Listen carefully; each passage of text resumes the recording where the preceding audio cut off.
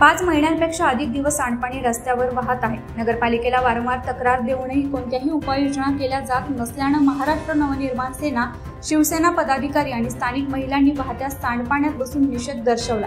दौंड शहरातील गाववेस मारुती मंदिर, भाजी मंडई, हिंदू स्मशानभूमी, चैतन्य मारुती मंदिर, मुस्लिम दफनभूमीला जाणाऱ्या रस्त्यावरील गटारीचे चेंबर फुगल्यानं त्यातील घाण पाणी रस्त्यावर ओसंडून वाहत आहे। भीमा नदीकडे जाणाऱ्या रस्त्यावरून सलग 5 महिने सांडपाणी वाहत असल्याच्या निषेधार्थ मनसेचे तालुका अध्यक्ष सचिन कुलते, शिवसेना ठाकरे गटाचे दौंड विधानसभा संघटक संतोष जगताप आणि स्थानिक महिलांनी वाहत्या सांडपाण्यात बसून निषेध नोंदवला।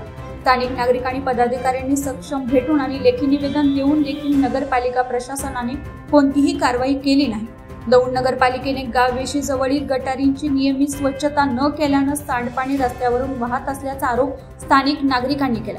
दरम्यान बाजार तळामागील कमालवाडी या निवासी भागातील नागरिकांना याच रस्त्यावरून जावे लागत आहे। तसेच रस्त्यालगत कमालवाडी वसाहत आहे। या ठिकाणी अनेक कुटुंब राहतात। येथील रहिवाशांना याच गटारीच्या घाण पाण्यातून मार्ग काढीत घराकडे जावे लागत आहे। त्यामुळे त्यांच्या आरोग्याचा प्रश्न उपस्थित झाला आहे।